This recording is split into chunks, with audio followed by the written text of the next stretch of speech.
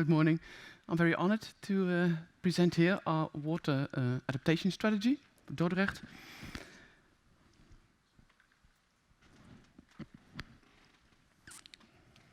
I just have to find out. Yeah. I work for 13 years already with the city of Dordrecht, and when we started, there was no water policy at all. A city in the Netherlands is responsible for the sewerage system and nothing else.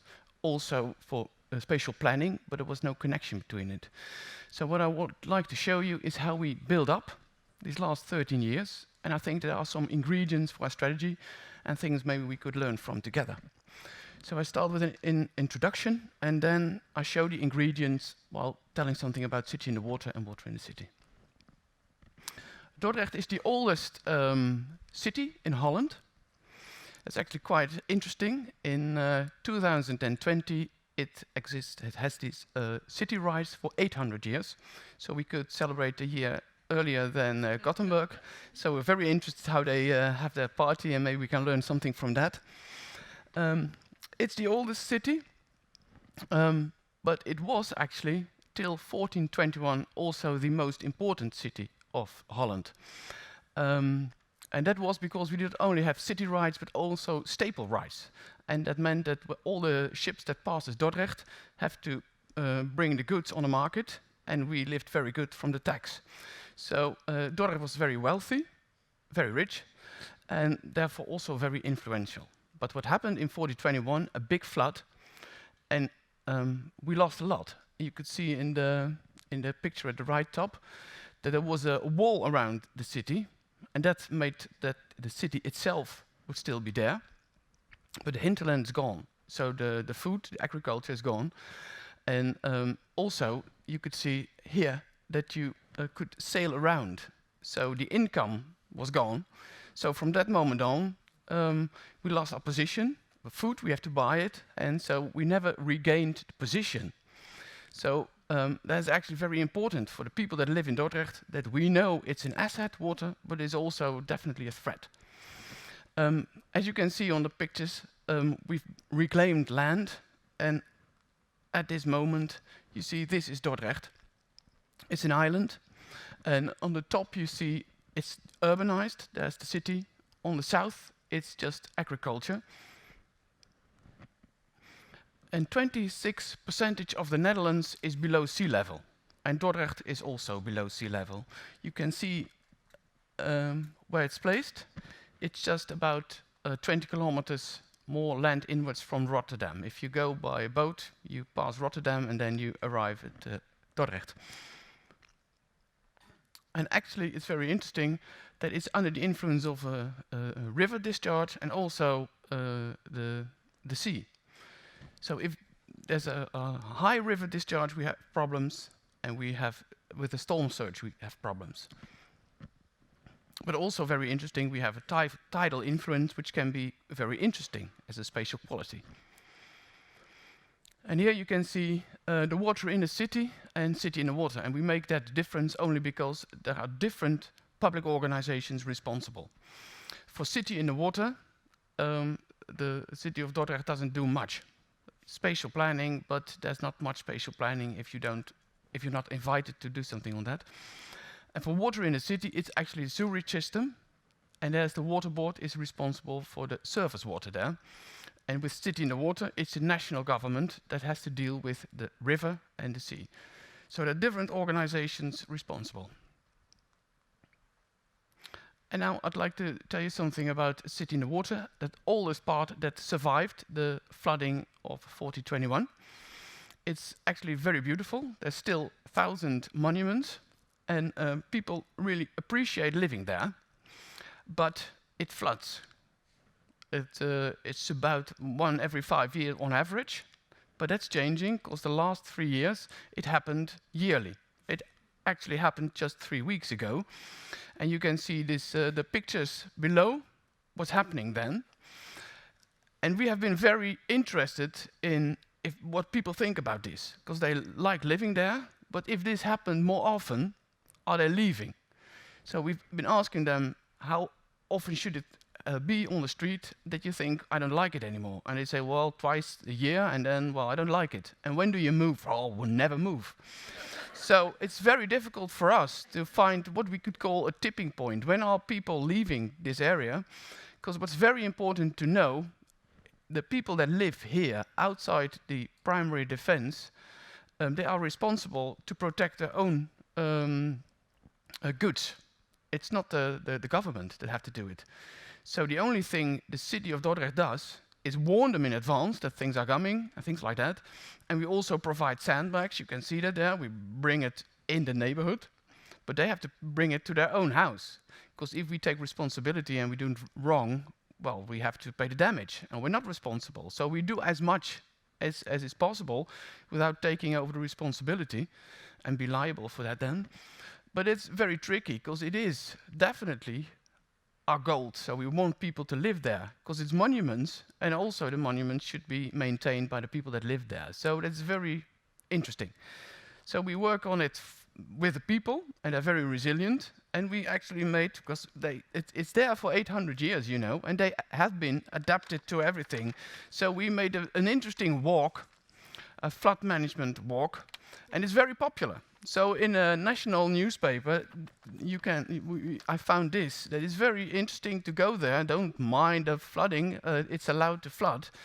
So that's actually something we use to get attention for this problem. So, and it really works. So I think that is the way we do it. We just bring the good side, but also the bad side very in the news. And now I will tell you something else from City in the Water. I started in 2000, and actually also climate change was a driver to start an urban water plan, but also the fact that the water board, responsible for the surface water, and the city of Dordrecht, responsible for the sewage system, well, they could very well work together and have an awful lot of efficiency. So that was actually the idea. But it was the first time it happened, and we thought, well, we should bring in the people and do it very thoroughly and ask them what they want from that water. So it was a 3-year exercise just making that plan. And the first year was ask them, and we really went into the city. We have 3 districts, and every district has 4 neighborhoods. And we sat down just with them in this district and asked them what's going right with water, what do you expect, what do you want. So things like sometimes it smells, we see dead fish, we don't like duckweed, but also we'd like a canoe route, or we'd like to skate when it's freezing, and we'd like a longer route. So all these things together, and it was a lot. We all wrote it down, and we thought, how can we handle that? But just from the climate driver, it was already known that we had to do something about it, and it was already more or less legislated. So we had to come up with an awful lot of more storage, a lot of more water in the city. So we just were thinking, how can we combine the wishes from the inhabitants with that thing? So the reason we have involved them, they were very much involved. They learned about it, and after 3 years, we all wrote down the names, and we sent all the notes of the meetings. And we said, once you participated, you're a water ambassador. And we had 800 water ambassadors just at the end of it. And the task of getting this retention was quite easy. There was already a plan to make an ecological zone. It was mainly a green zone, and you can see it in the blue circle. And we just thought, make it more blue. So we brought in more blue. And we had to make sure that the water in the city could also reach that. That was difficult because there was a barrier, but there was an opportunity because there was a road going under that barrier. It was the railway, and we combined that. So we did a lot of things, investment combined with other already existing investments. And in 2008, we already had all the retention, the storage there, and it is only applied next year. So we were very quick, and we did it with all the people, and they helped us design and things like that. So it was really very special. And it was in a time that there was quite a lot of money still. So we had every, no, twice in a year, we had what we called campaign weeks. And we again invited everyone that had participated if something was delivered. So if a new part of that retention was finished, we invited everyone and just celebrated it. Or we just made sure that they really liked canoeing, and we made it's in a picture. We made sure that the canoeing, the ones that knows about canoeing, they brought in the canoes, and they had this game for the people from the children from the schools. And it is very much appreciated. All these things going on, we really made a difference, because the people know, and the politicians are very interested that it works that good. So it was relaxed, but very well. And then, actually, for us, a very interesting time was Katrina. Not so much Sandy, but Katrina was really the wake-up call for us. Actually, for the whole Netherlands. And you could read in the newspapers every time that, could this happen in the Netherlands? Yes, and then Dordrecht would be the bad spot.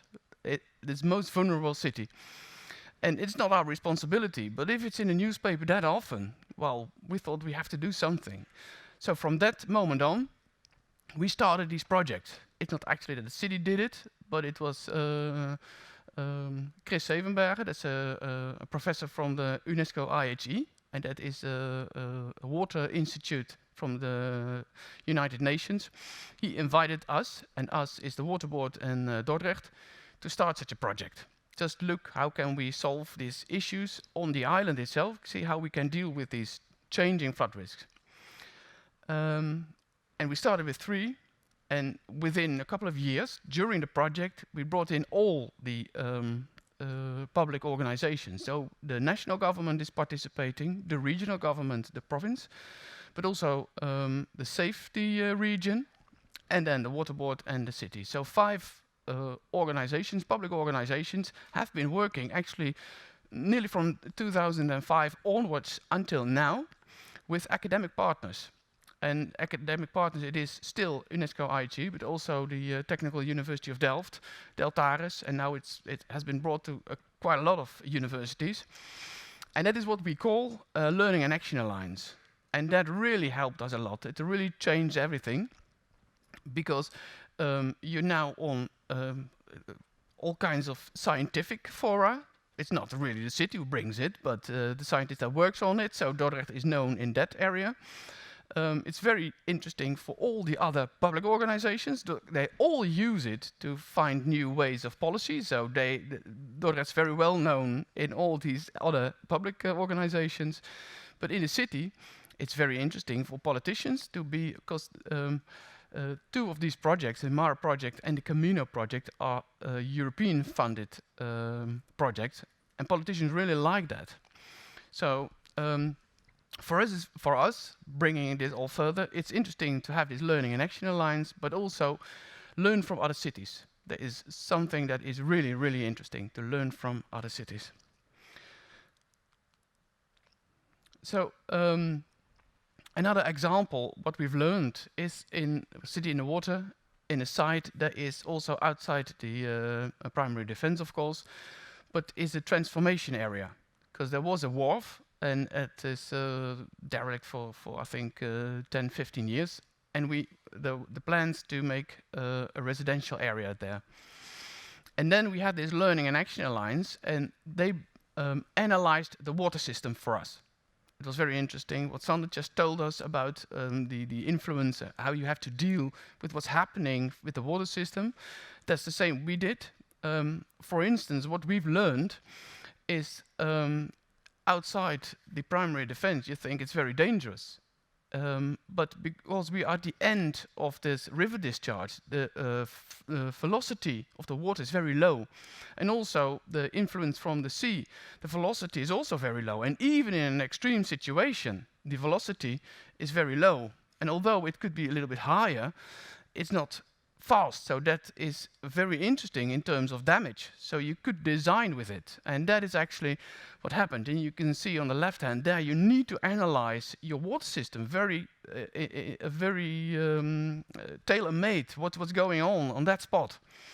And also, our urban designers are very much involved, and they learned from them. So they've been talking with one another. What can we do? So they really know how to deal with it and come up with new designs.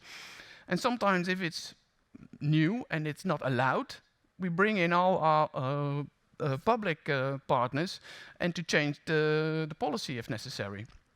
So you can see in this screen that on the bottom there's new ideas, new theories, new methods from the scientific partners.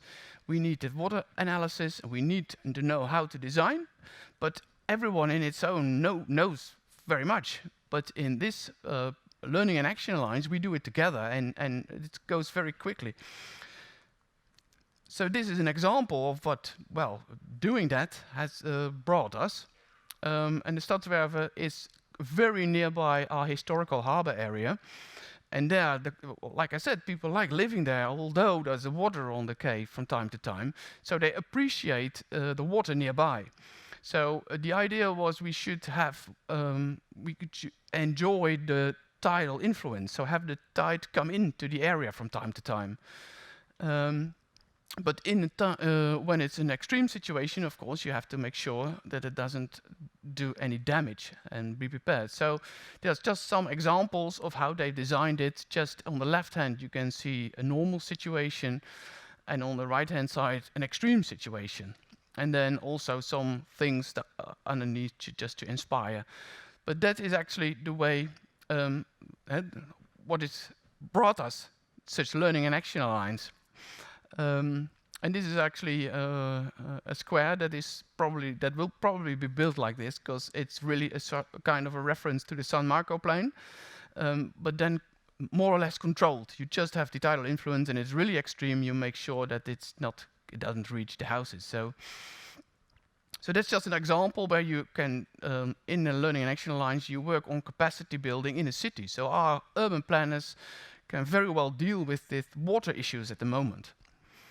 And now I will just have another example of what we've learned and what we use now, and it comes from Water in the City. It's a neighborhood that's called Wielwijk. It's built in the 1950s, and at the moment it doesn't function. The houses aren't up for the modern standards, and little social problems and things like that. And that was the case already in 2008, and there was quite a lot of money. So there's a lot of money from the national government, money from the the housing corporations, and also money from the city. So actually, we could do quite a lot. On the left-hand side, the picture is how it is, and on the right-hand side, it was the urban vision, and it's made by the parties I just told you, but also with the inhabitants, the ones that are living there. And because the water plan was very well known, and they very much liked it, they already brought in an awful lot of water. We didn't have to do anything as the representatives of the water, because it's just they know the water plan and they used it.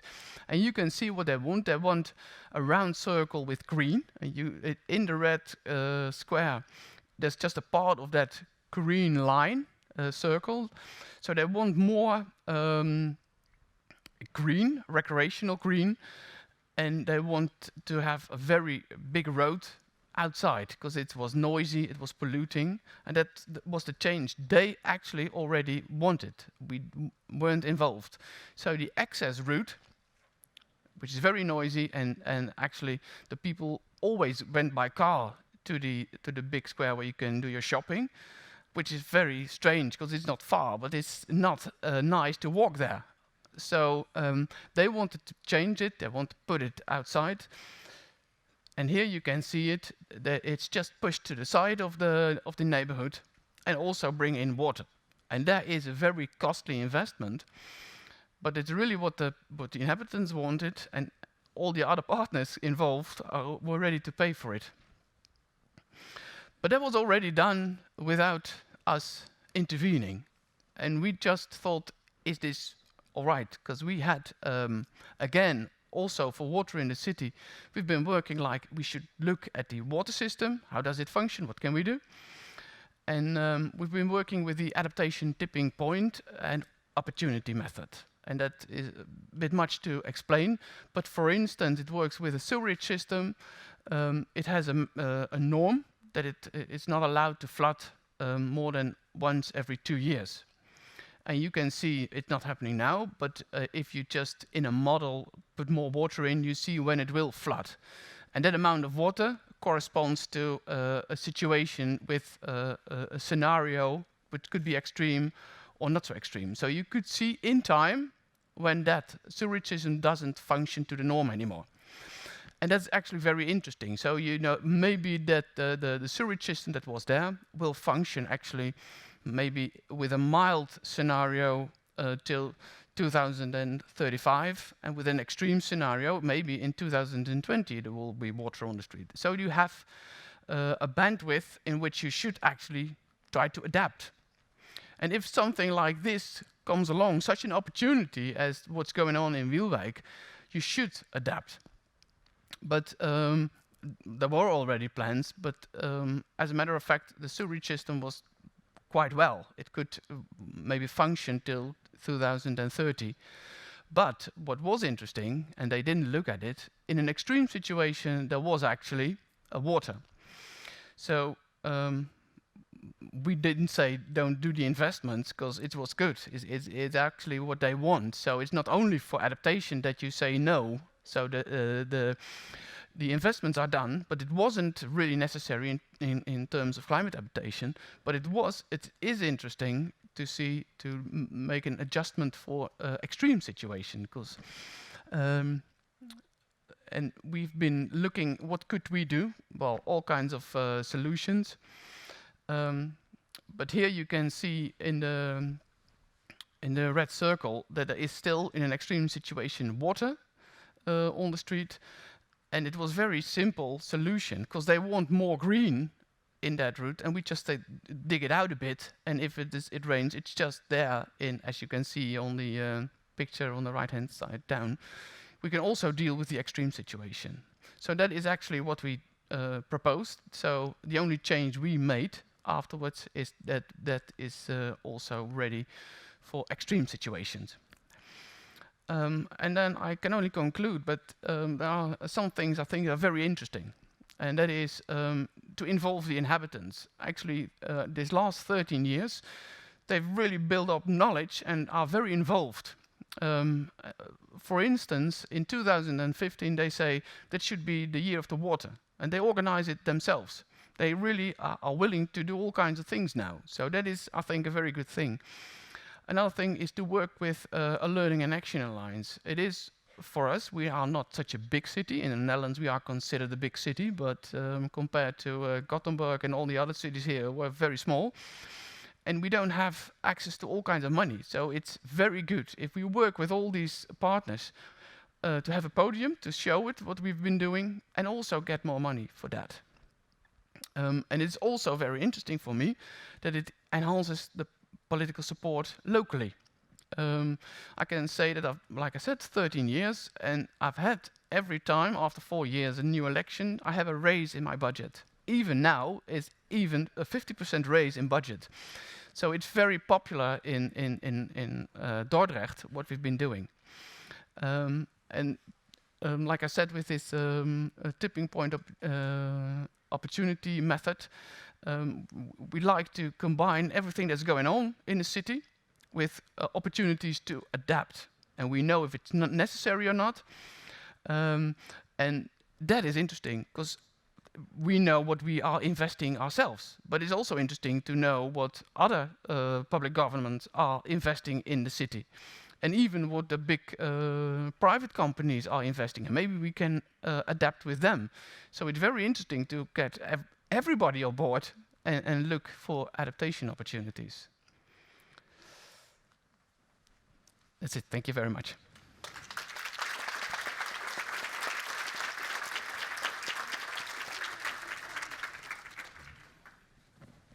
Thank you very much, Selim. Very interesting what you're doing in Dordrecht. Impressive, I would say. Thank you. Yeah. Questions? Microphone.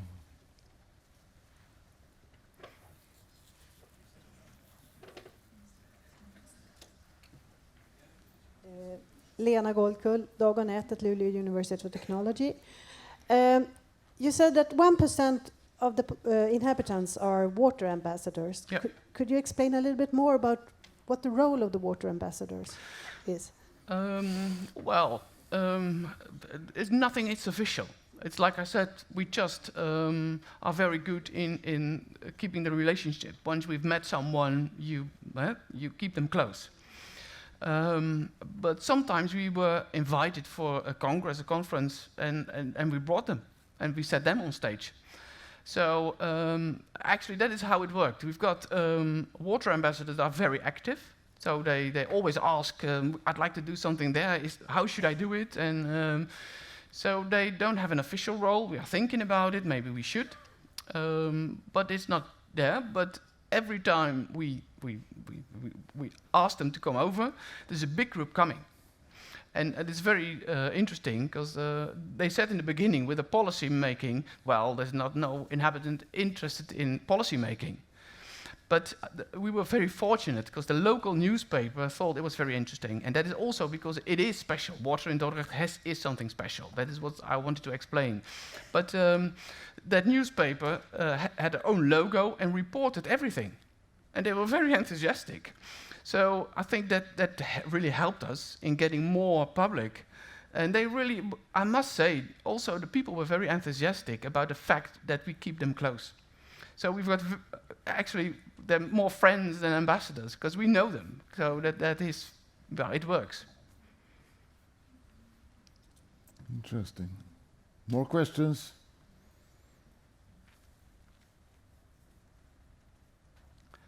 Well, I think your messages was very good, and especially this city-to-city learning by other cities. Yeah. And that's very interesting. And that's what we are doing here. Yeah, and we can learn a lot from one another. Yeah. As long as you know, as they tell you, what is the thing you have to deal with. The urban planner can help you find solutions, and things like that. So I think that's a very good formula, city-to-city learning. Okay. Now it's interesting. We have listened to 4 cities so far. Nanjing, New York, Gothenburg, and Dordrecht. And nobody wants to leave these cities. They want to stay there. Yeah. Okay. Thank you, Ellen. You're welcome.